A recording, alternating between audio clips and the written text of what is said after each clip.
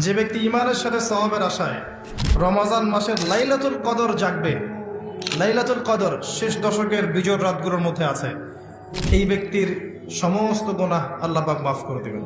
Specifically বলা নাই 27শে রমজানই লাইলাতুল কদর হবে, স্পেসিফিকলি বলার সুযোগ নাই, মিস হতে পারে।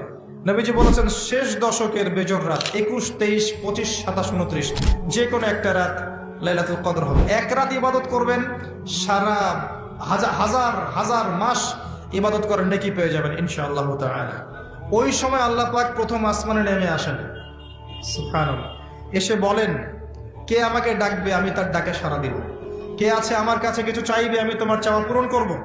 কে আছো আমার কাছে ক্ষমা চাইবে, আমি তোমাকে ক্ষমা করে দেব। আল্লাহ পাক ফজর পর্যন্ত এটা বলতে থাকে। এক হচ্ছে লাইলাতুল কদর তালাশ করুন। আর লাইলাতুল কদর তালাশ করতে হলে শেষ দশকটা ইতিকাফ করার চেষ্টা করুন। ইতিকাফ করতে পারলে আপনি লাইলাতুল কদর পেয়ে যাবেন ইনশাআল্লাহ।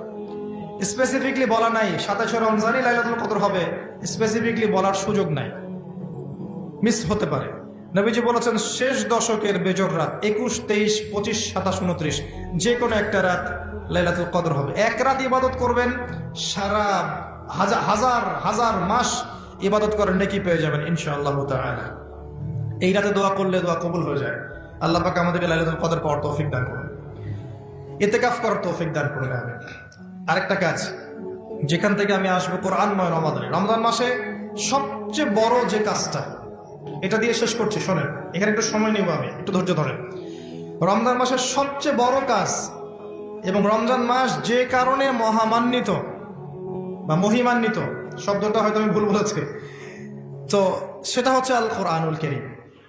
রমজান মাস সেই মাস যেই মাসে কোরআন নাজিল করা হয়েছে। কি কারণে রমজান মাসে এত ফজিলতময়? প্রশ্নটা কি একটা যৌক্তিক প্রশ্ন না? শাবান মাসে কেন এত কিছু নয়, রজব মাসে নয় কেন, রমজান মাসেই কেন? উত্তর একটা উত্তর, যে শাহরু রমাদানাল্লাযী উনজিলা ফীহিল কোরআন। রমজান সেই মাস যেই মাসে আমি কোরআন নাজিল করেছি।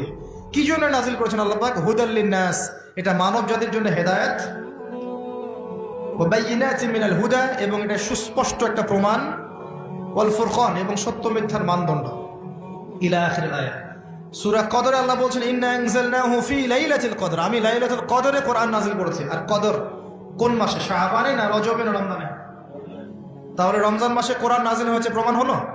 তো যেটা বলছিলাম, আমরা কিন্তু জানি খুব ভালো করে যে আমরা কি কি পাপ করেছি। এই পাপগুলোকে একটু খাতার মধ্যে লিস্ট করতে হবে, পারবেন? নিজের বড় বড় পাপগুলোকে খাতায় লিস্ট করতে পারবেন?